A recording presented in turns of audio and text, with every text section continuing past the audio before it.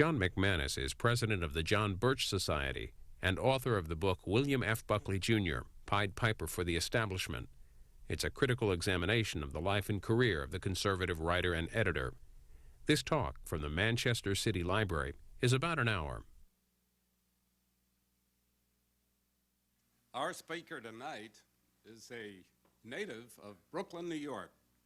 He's a graduate of Holy Cross College, former Marine Corps officer, and an electronics engineer. He joined the John Birch Society in 1964 and accepted a staff position in 1966. He worked closely with our founder, Robert Welch, for many years. In 1991, he was named president of the John Birch Society. He's a writer, editor, radio and TV spokesman, and speaker. Ladies and gentlemen, John F. McManus.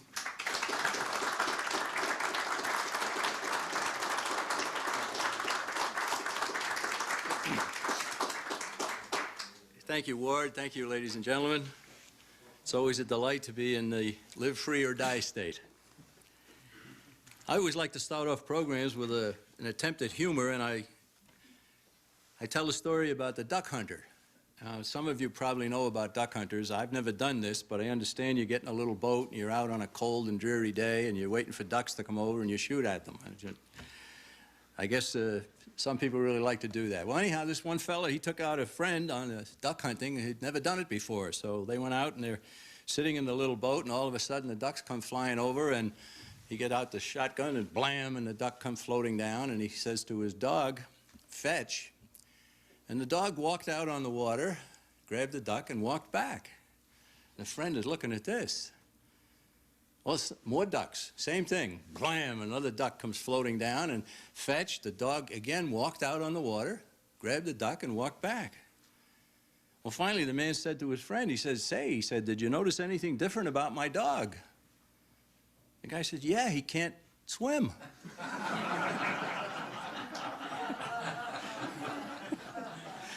Well, obviously, he missed the point.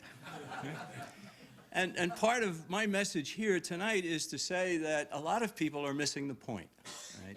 And we'll get to a lot of points as we go on here.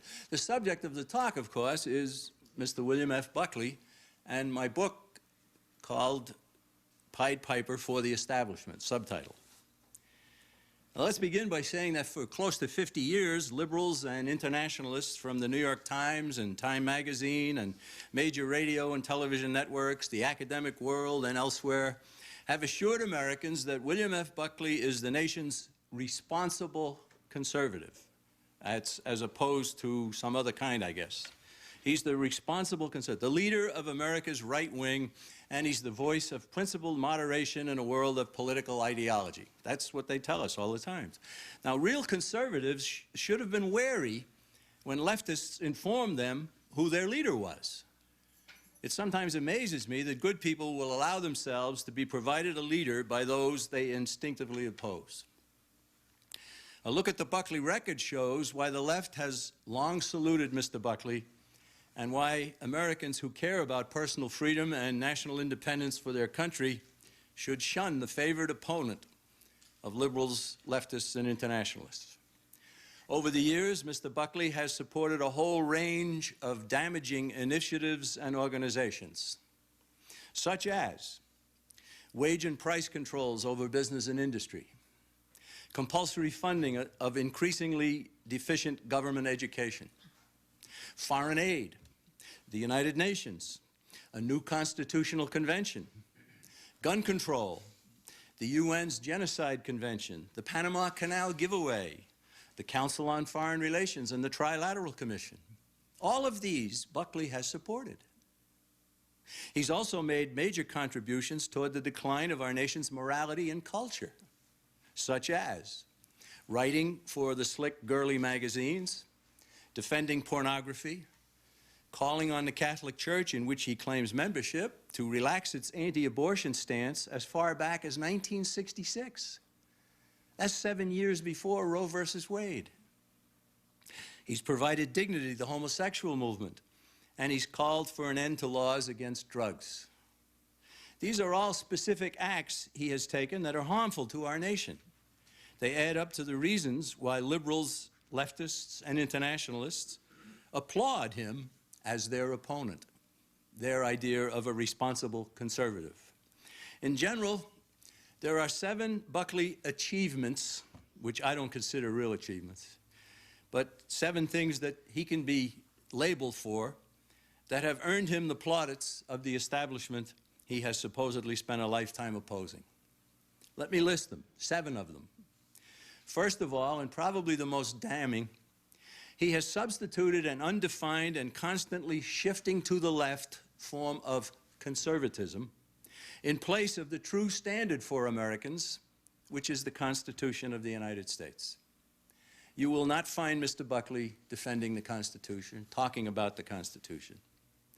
Number 2 of these 7, he has supplied dignity and cover for the internationalists and world government promoters at the Council on Foreign Relations by publicly joining the organization and allowing his magazine to be used to shield its sovereignty-destroying agenda. Many people who have written to the Council on Foreign Relations or to a member of the Council on Foreign Relations and asked them why this organization does what it does and stands for what it stands for, get back a letter saying, well, how can you say that about us? We have all kinds of people in our organization. We even have Mr. William Buckley. And so he has supplied dignity and cover for them. Number 3, he used every means at his disposal to insist that conspiracy is not at the root of many of America's ills. He would have Americans believe that the extremely bright and talented people who have so woefully mismanaged America's affairs are bungling ignoramuses who never deliberately harm our nation. It just doesn't add up. Number 4, he supported individuals and programs favored by the internationalists, thereby sowing confusion in conservative ranks. 2 of the most prominent of those would be Henry Kissinger, his longtime friend, and even Nelson Rockefeller. Number 5, he contributed to the undermining of America's moral strength in many ways, as we've already mentioned. Number 6, he manufactured lies and distortions about the John Birch Society and its leaders, thereby persuading millions to refuse even to examine JBS publications. In effect, he appointed himself the guardian of the conservative movement's gate. He became the excommunicator of anyone on the right who did not accept his leadership. And he got lots of help in that regard from the establishment. And 7, he suppressed the desire for meaningful activism among a huge number of Americans. His effect has been to convince these concerned persons to lose gracefully their freedoms and their nation's independence to the ever more powerful establishment he officially joined in 1974.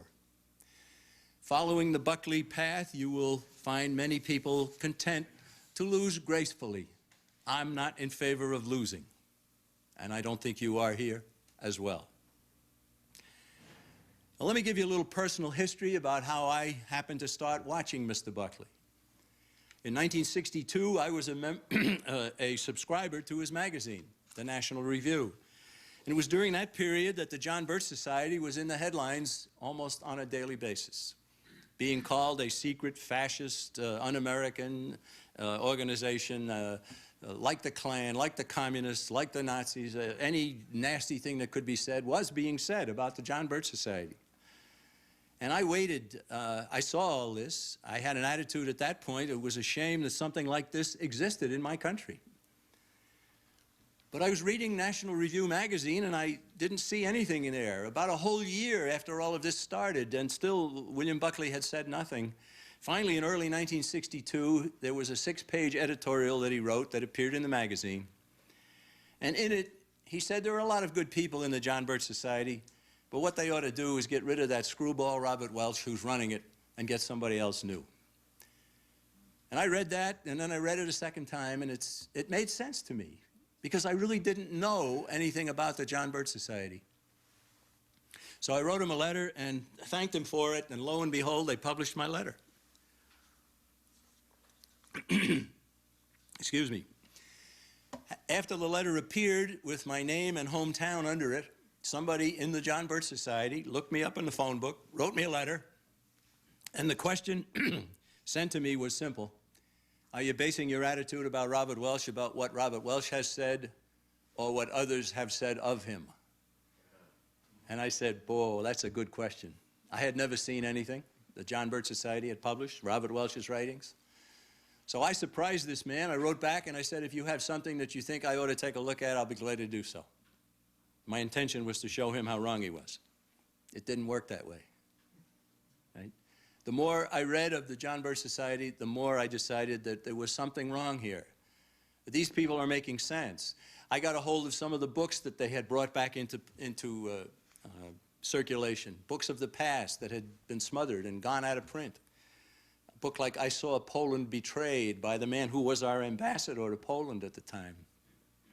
A book called While You Slept while China was delivered to the Chinese communists. And some of these other books. I began to be grateful to the John Birch Society. But I didn't join the society. I didn't see that it was needed. I didn't have to join. I could be more effective on the outside, I said to myself, right? Well, finally, by 1964, I decided that was a foolish idea. So I joined the society. I became a chapter leader. And in 1966, they asked me to take a staff position. I did so, and I've never regretted it. That's 36 years ago. Well, so I was watching William Buckley way back in the 60s, long before a lot of other people were.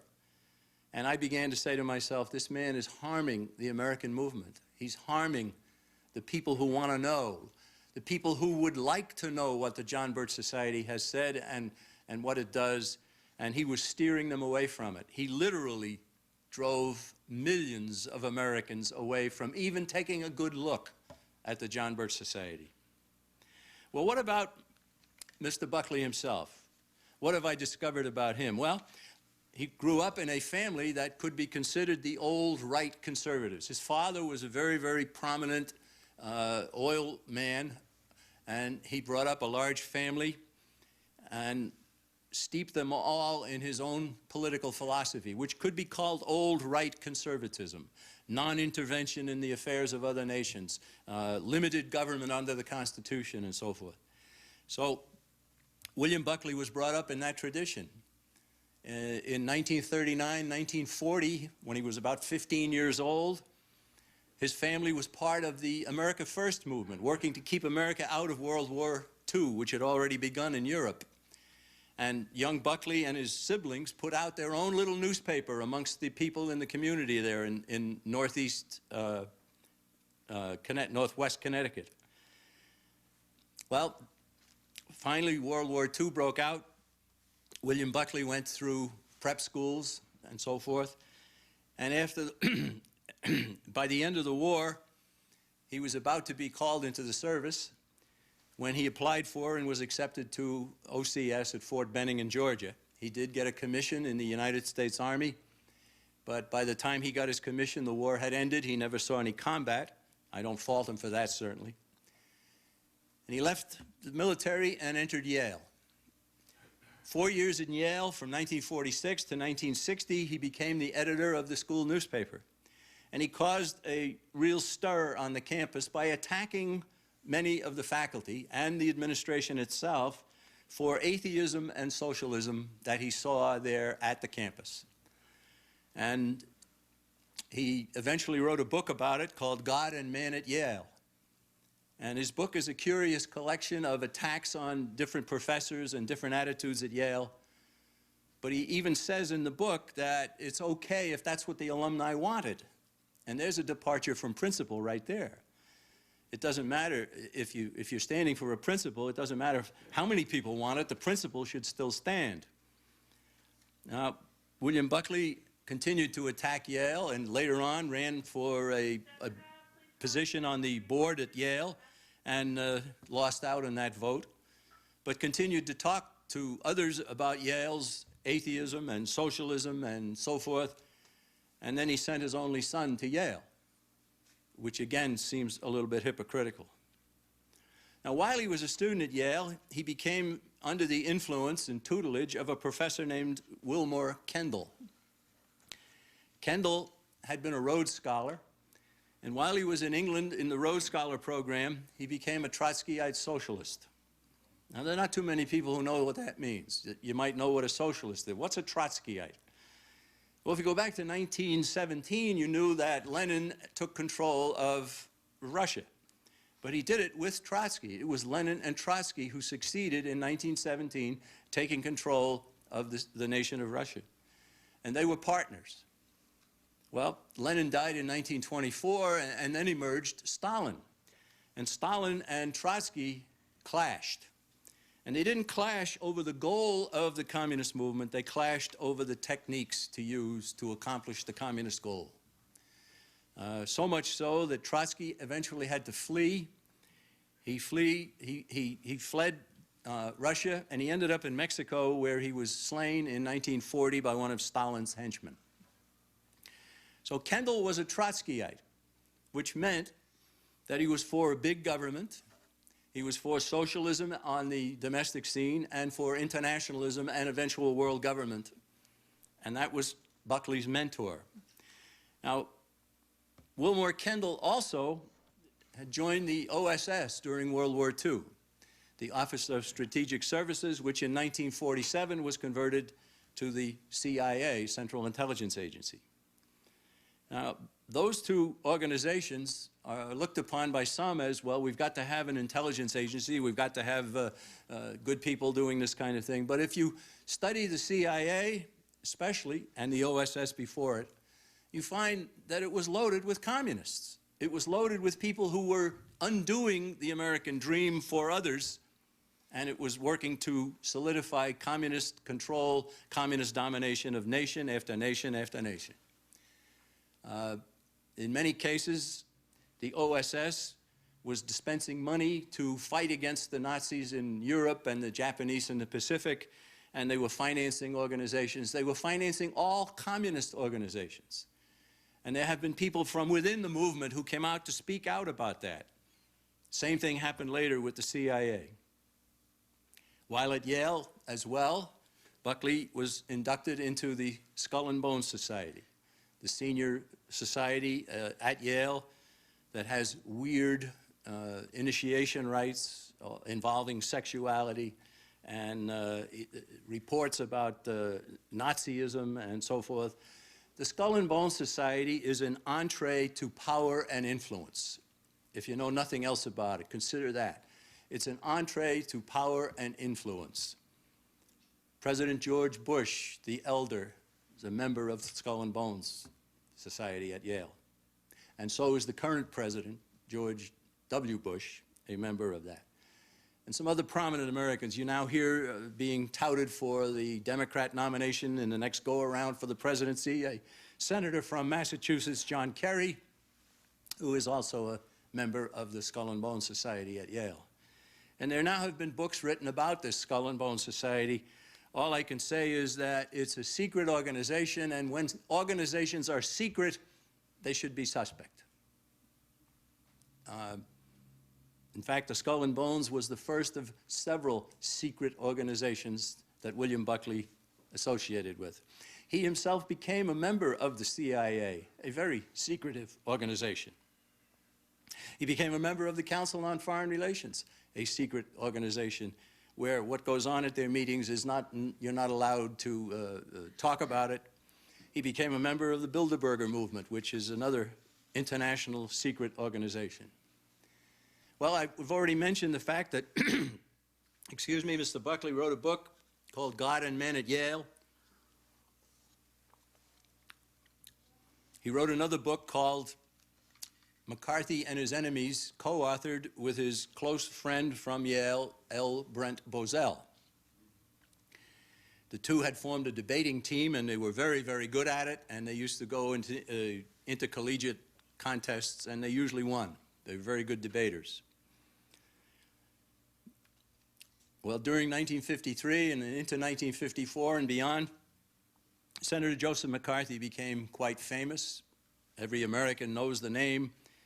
Not too many Americans know the full story about McCarthy. So Buckley and Bozell decided to write a book about McCarthy, and the book came out in 1954.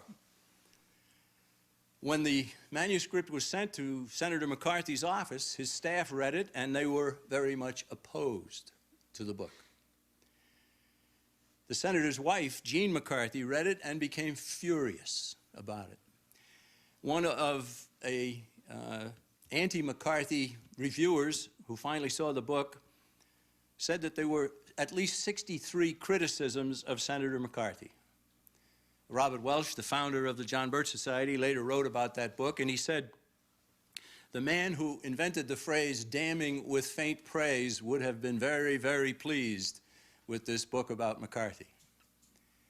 Now, in my book, I go into what McCarthy stood for, the charges against him, and why he should be looked upon as an American hero, not as a devil. But I won't get into that because the subject is Buckley, not McCarthy. In recent years, a new edition of McCarthy and His Enemies has been published, and Mr. Buckley, interviewed about that, has stated that, yes, McCarthy was a very, very damaging influence in America.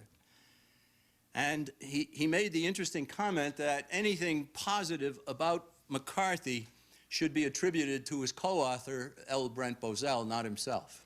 Right? Well, L. Brent Bozell by now is already in his grave, and he didn't have a chance to respond.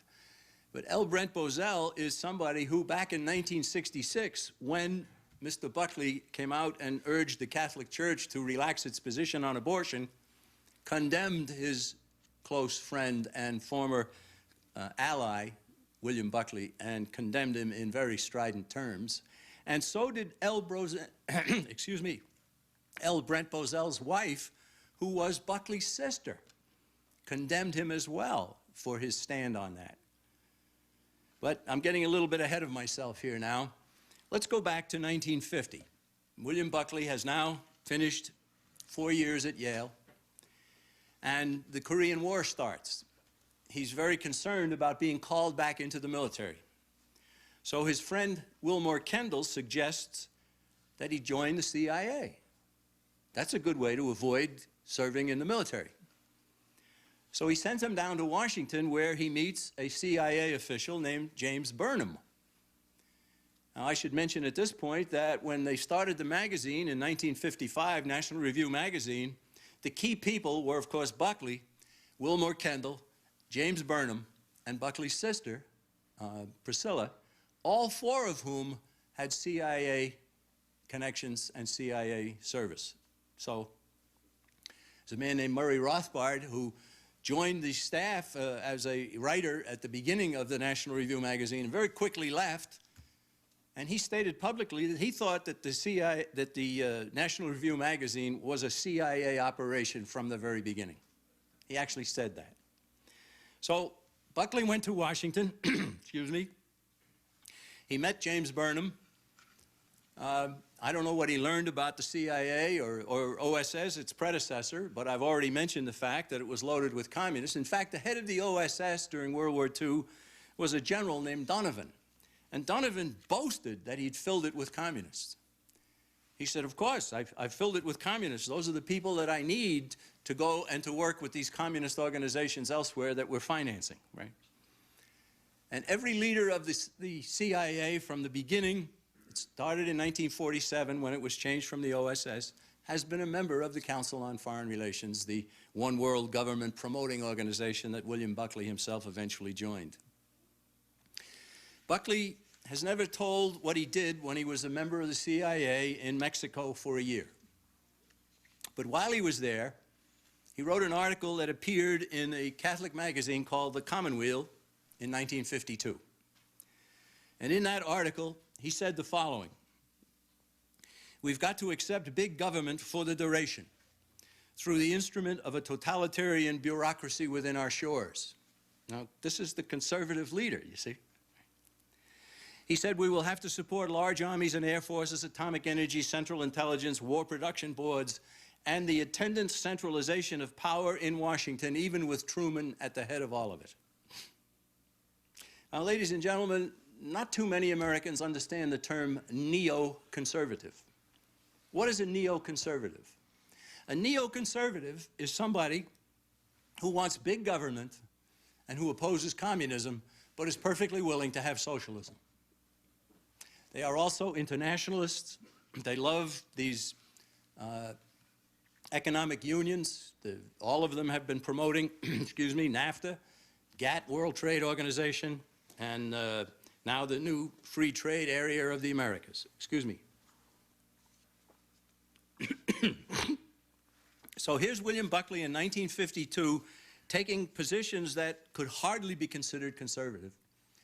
And I maintain that if a lot of Americans knew about that 1952 article, even when they started the magazine in 1955, it would have been a different story.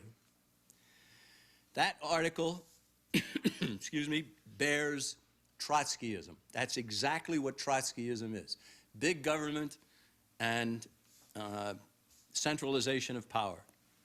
And so here we have Kendall and Burnham, now the mentors of Buckley. And they themselves are both Trotskyites, just as Kendall was. Burnham was as well, a Trotskyite as a young man, moved into the OSS, moved into the CIA, ended up at National Review magazine.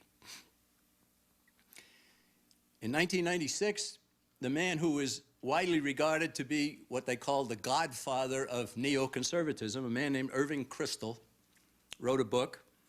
And in his book, he defined what neoconservatism is. In a very short sentence, he said, "We accepted the New Deal in principle and were very much opposed to isolationism." Well, isolationism is the latest pejorative, right? I don't consider myself an isolationist. I consider myself a non-interventionist. A non-interventionist with your son, your daughter, and your wallet. And I think most Americans respond to that. They don't really understand what they mean by isolationism. Well, you could say that George Washington was an isolationist. You could say Thomas Jefferson was an isolationist. You could say that many, many fine Americans over the years have said we should mind our own business.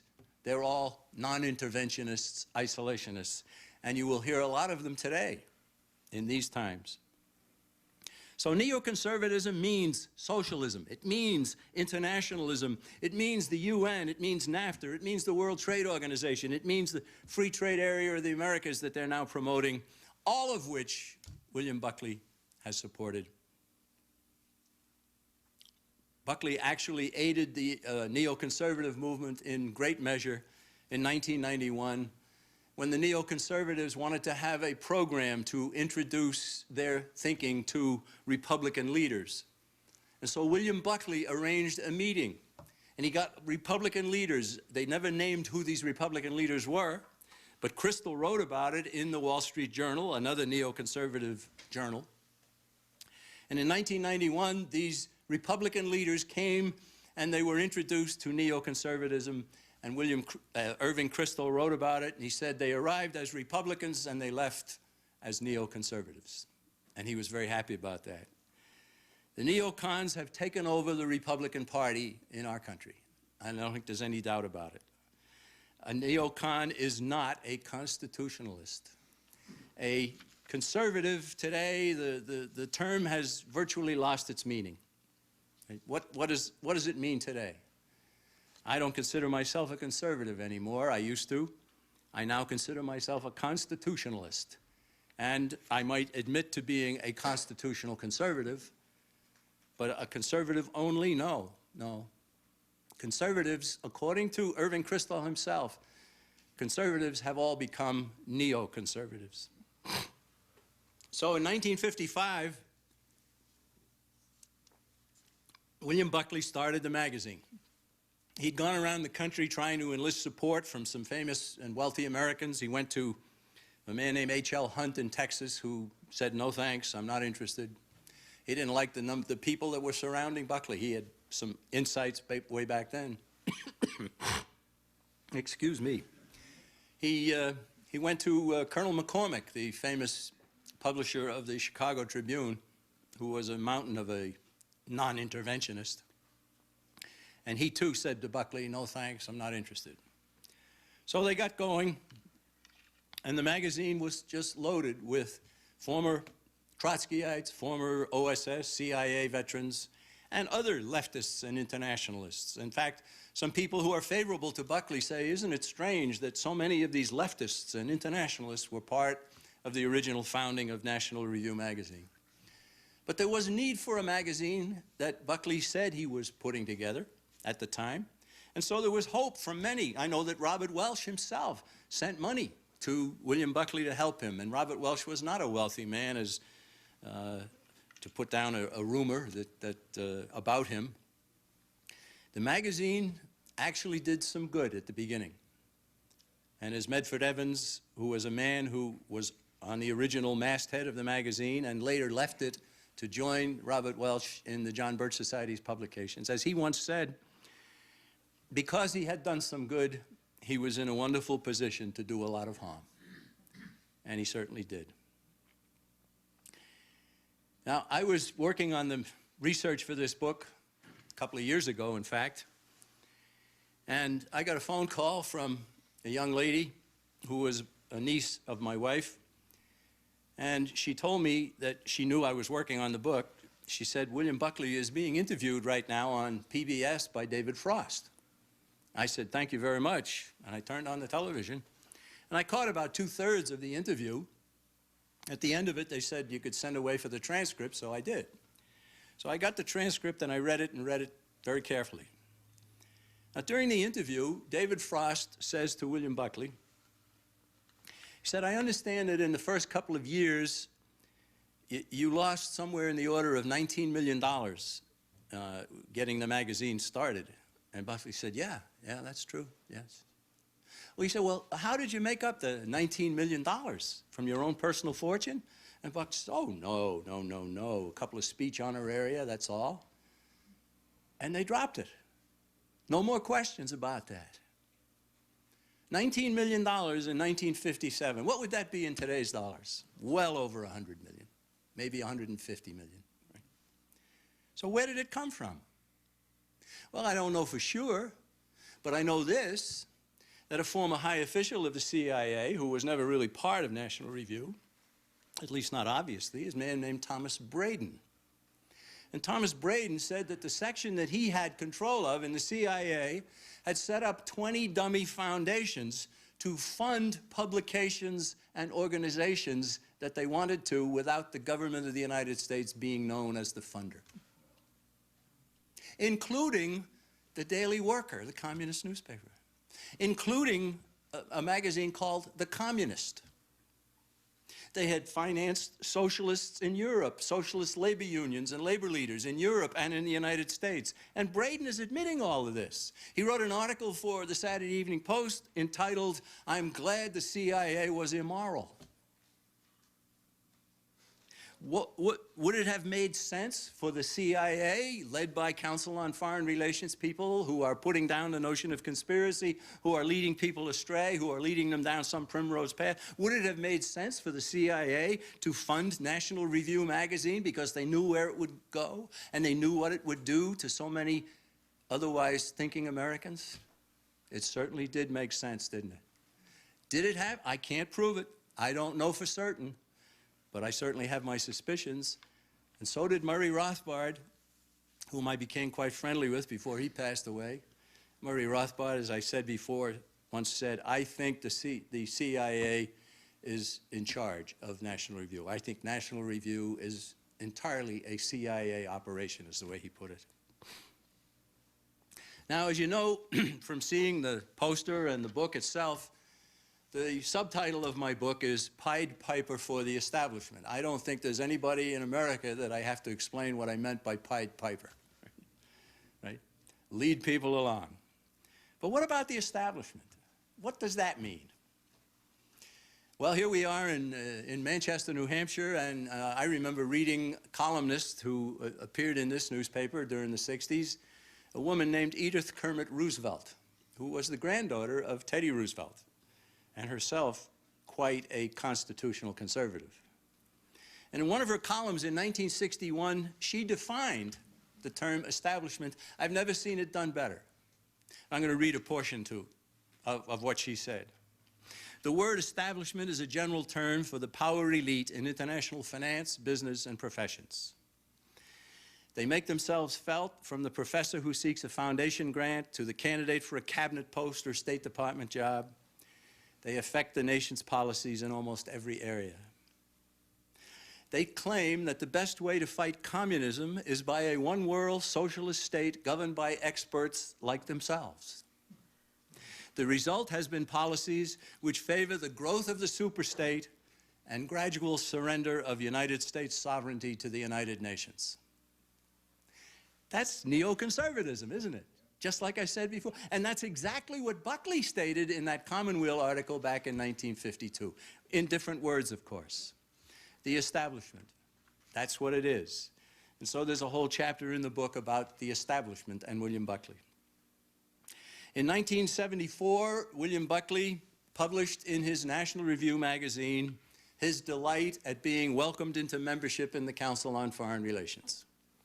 Now, many Americans have come to be aware of what the Council on Foreign Relations stands for.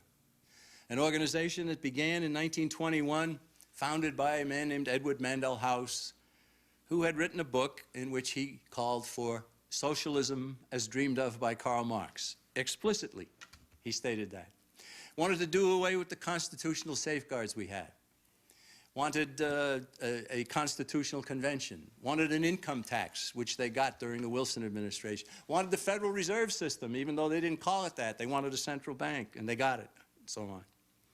And so William Buckley, even during that period, joining the Council on Foreign Relations, alerted many of his readers to the fact that he was now part of what they thought they were opposing by being a reader of National Review magazine.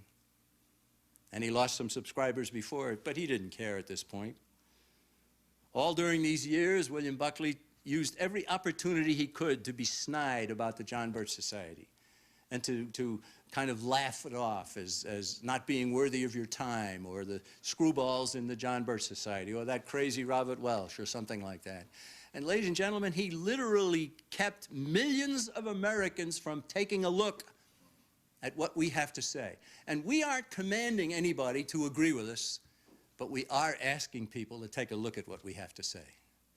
And I think that maybe the TV camera can show you that we have a website here, we have an address, we're in Appleton, Wisconsin, we're glad to hear from anybody. Now, among the establishment figures in our country, I think names that would come immediately to mind might be Henry Kissinger, or the late Nelson Rockefeller, the whole Rockefeller family. Of course, David Rockefeller, during these years, was the chairman of the board of the Council on Foreign Relations. But Buckley, at one point, recommended Kissinger for President of the United States. At another point, he recommended Rockefeller, Nelson Rockefeller, for Secretary of Defense. Right? So, I mean, the man's claim to continue to be a conservative just didn't stand up. But the leftists kept saying that he is the spokesman for the conservative movement. He is the responsible conservative. I surprised somebody recently when I told them, I said, it will probably come as a surprise to you that the man who introduced Henry Kissinger to Richard Nixon was William Buckley. William Buckley was a friend of Henry Kissinger long before Nixon knew him. Then he became friendly when Kissinger was a director of an institute at Harvard University working under a Rockefeller Foundation grant and publishing a magazine called Confluence that was being looked at by the Defense Department of the United States because it was so pro-communist.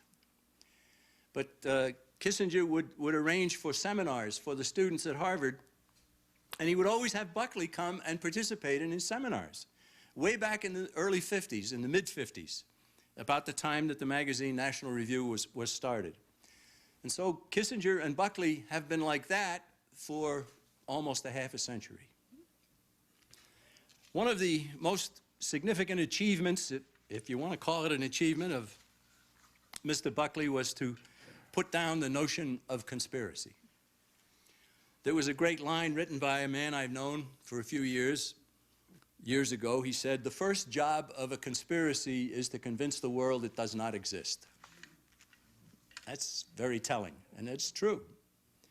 The first job is to convince the world that there is no such thing as a conspiracy. But what is a conspiracy? What do we mean by it in the John Birch Society? There are three elements to conspiracy. First of all, more than one person. Second, secrecy. And third, evil. You got to have all three. If you don't have all three, then you might have a secret network, or you might have plans for somebody having a birthday party that they didn't want everybody to know that they had reached some plateau in age, right? You could call it a conspiracy, but it's not evil. So what we're talking about here is a group of people who are working secretly to take control of the world and to build a one-world tyranny. There are people who don't like the word conspiracy. Well, okay, then just think of deliberate action. Right? That'll do it. The people who don't like the word conspiracy didn't mind it when they were talking about the Watergate conspiracy or the Iran-Contra conspiracy, right? Or they don't mind if you talk about the mafia. That's a conspiracy, and some other things. Well, why not a conspiracy to take control of the world? And what has happened here is, if you want to take a look at recent history, you will see our nation continuing to involve itself in internationalism and socialism at home, more and more. The day will come, if it's not stopped and reversed, when we lose our freedoms. Very simple. And we're not going to lose it to anything other than a one-world socialist system. But let me also mention that there are very few conspirators. There are many, many people who do the work of a conspiracy, and they do it for personal aggrandizement. If, as a conspiracy, you've seized great influence and maybe great wealth, and you have that at your disposal, you can get a lot of people to do your will who aren't themselves conspirators, but they don't even care. They don't even care. Anybody who's read the Blue Book of the John Birch Society, the founding document of our organization, would find in Chapter 3 a wonderful discussion by Robert Welch about what he called the amoral man, the man who puts aside all concepts of right and wrong and whose sole goal in life is to promote himself. Never mind anything else, just promote self, and out go the Ten Commandments and out go the constitutional limitations on government. Thank you. I have to apologize for a raspy throat here. I'm sorry. Well, all of this is in my book and so much more. Also, my own personal history, which I've touched very briefly on. Let me go back to the way we started. What are some of the positions that William Buckley has taken? Wage and price controls, compulsory funding of education, foreign aid, United Nations, a new constitutional convention to get rid of the limitations on government, gun control, Genocide Convention, Panama Canal giveaway, Council on Foreign Relations, Trilateral Commission, writing for slick girly magazines, defending pornography, calling on the Catholic Church to relax abortion prohibitions. He has substituted an undefined and constantly shifting leftward conservatism for the real standard for Americans, the Constitution of the United States. And that has to be known. Well, let's wind up the formal part of this, and then maybe we can take a few questions from you. What about the John Birch Society? Ladies and gentlemen, America is up against an organized evil, a conspiracy. The way to oppose organization is with organization. In America, we're in a situation where we can't count on the leadership we have today. There are some good congressmen, there are some good senators, not enough. We need more. So what is needed is not appeals to the wafflers and the go-along at any price types. What is needed is a bottom-up revolution. What is needed is the people in the cities and towns, communities across this nation to get themselves informed, to inform their neighbors, their friends about where our country's going so that things will change. And when there are enough people who know and are willing to speak out about things, then all kinds of congressmen who are wafflers will waffle this way instead of that way. And they will become staunch defenders of the Constitution. They will become staunch defenders of independence for the United States. Get us out of the United Nations will become their cry, as it is increasingly becoming the cry of many, many more Americans. Most congressmen are not conspirators. Most would support the Constitution if pressed to do so. Their goal is to stay in office. Well, the John Birch Society has been in business now over 40 years, and sometimes people say to us, what have you accomplished? Ladies and gentlemen, we've accomplished holding together this country. We've accomplished holding on, building a base of understanding so that the people who want to bring us into world government and socialism have not been able to do so. Our Get Us Out campaign has reached millions. We have made the United Nations controversial. And I should point out to you that the big problem we have in the United Nations is not that the UN is taking over.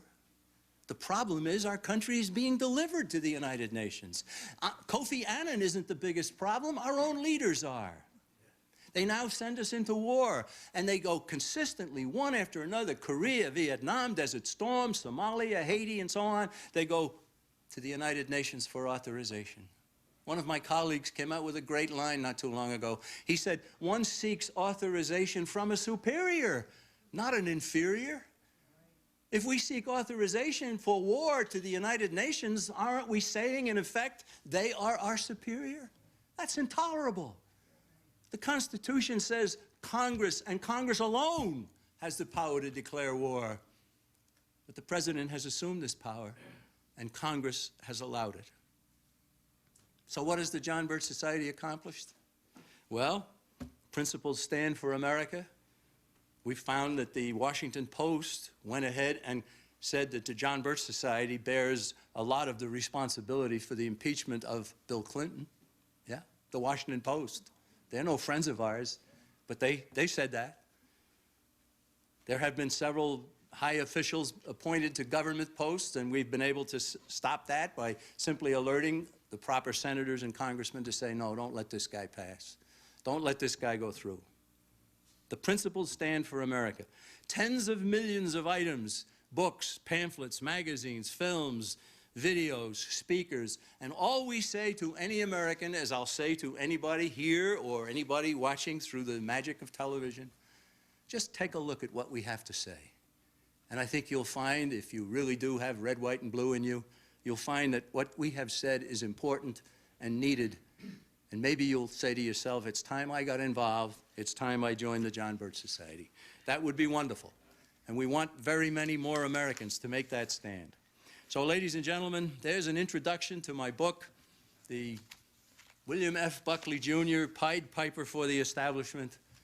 If any of you would like for me to autograph it after the program's over, I'd be glad to do so. Thank you very much.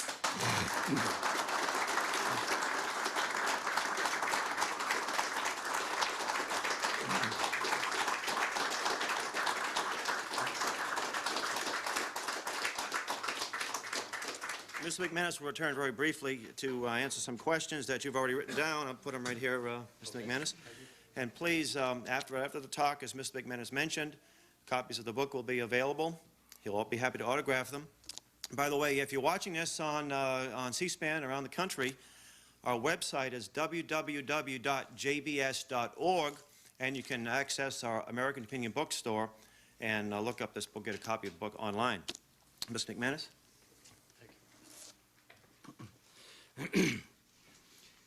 In your opinion, what is the single most damaging thing that Buckley has committed? Well, I think I've dwelled on that to some degree. I think his single worst contribution is to set himself up as the arbiter of what the American people should think, when the standard for what the people should think is the Constitution of the United States.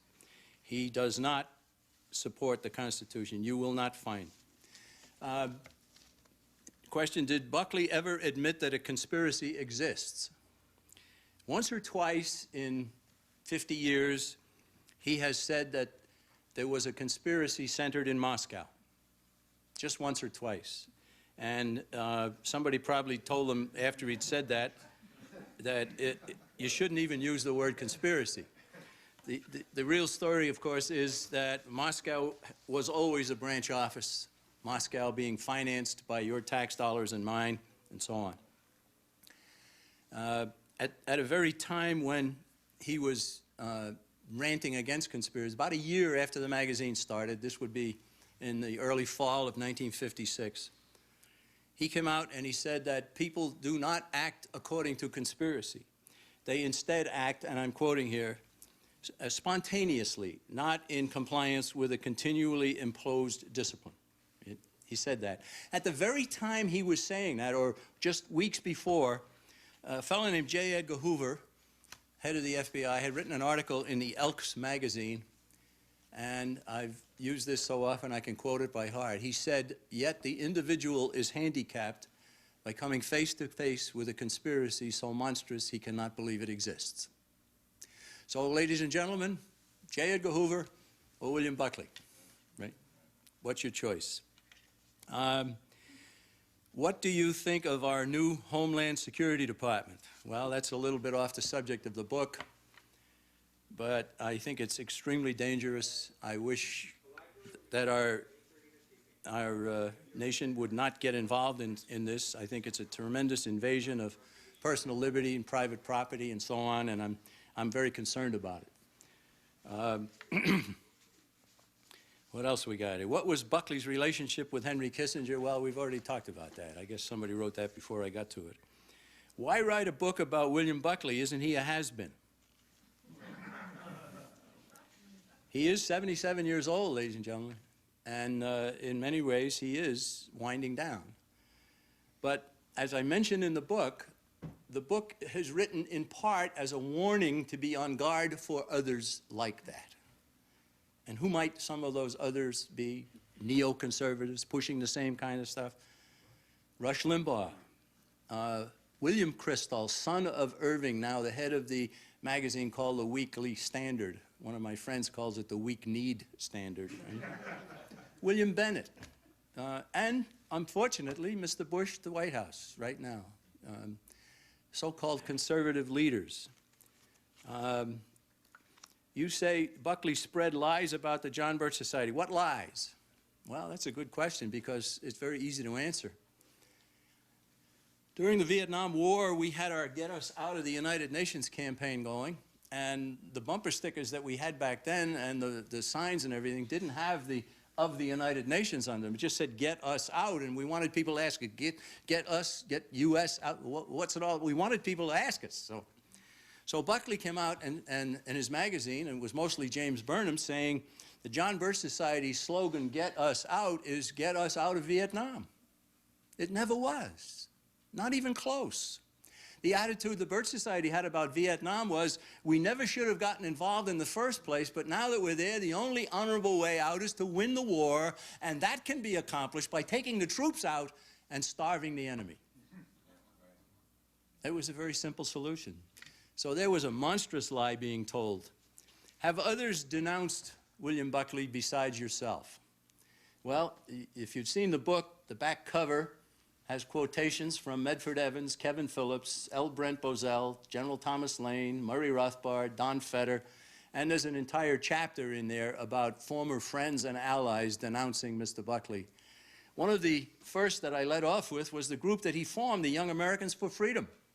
In 1977, they had a convention, and they had hundreds of young college-age youngsters all over the country come to their convention, and they denounced William Buckley, who was there.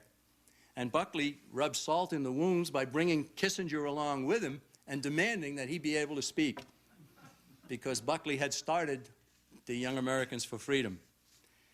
L. Brent Bozell and Dr. Charles Rice founded Triumph magazine. Was Buckley involved? What about Triumph magazine? Triumph magazine was an intellectual Catholic publication that began in the 70s. L. Brent Bozell, already disassociated from Buckley completely, was the main force behind it. I think Charles Rice was part of it as well. But it only lasted about 4 or 5 years, and then it went out of business. And Buckley was never involved in that. Anything substantial regarding the Catholic Church, you wouldn't have found him there. What does Buckley say about his time in the CIA? Well, that's interesting. Now, He said, first of all, that he was operating in deep cover, and he said that in several columns and in a couple of his books. Now, if you know anything about Buckley, you know that he's probably written 50, 60 books, many of them spy novels, and the chief character in the spy novels is a man named Blackford Oakes. And Blackford Oakes' career is very much the same as Buckley's. He went into the CIA for reasons other than wanting to be CIA, to avoid the draft and so on. And many of those novels have what might be called X or R-rated material in them. And they have helped to drive down the moral fiber of our country. But Buckley does not talk about his role in the CIA, and I don't think he's allowed to. I suspect that once you're in the CIA and you're involved in some sort of deep cover, then you don't talk about it. He did at one point say that he was involved in trying to keep, excuse me, some student groups in Mexico from being leftist. I don't know. Here's a question. I asked to post a notice of a JBS meeting at my local public library and was told postings could only be permitted to nonprofit organizations. What part of JBS is nonprofit? We haven't made a profit in 42 years. This is a very interesting question because we make a distinction. The John Birch Society was founded and based in Massachusetts, Belmont, Massachusetts, a suburb. Now, the headquarters now is in Appleton, Wisconsin, since 1989. So it's chartered under the laws of the state of Massachusetts in the educational nonprofit section. So it's chartered as an educational nonprofit organization in the state of Massachusetts. And anybody who runs into this kind of problem can get a document from our headquarters that certainly certifies that we are indeed a nonprofit organization. But the interesting thing about it is the John Birch Society has never applied to the IRS for tax-exempt status, which we could get because we are a nonprofit educational organization, perfectly legitimate.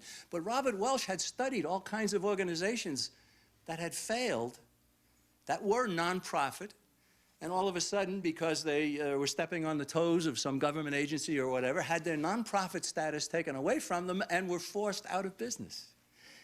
Robert Welch said at the founding of the society, we do not intend to serve at the pleasure of the United States government.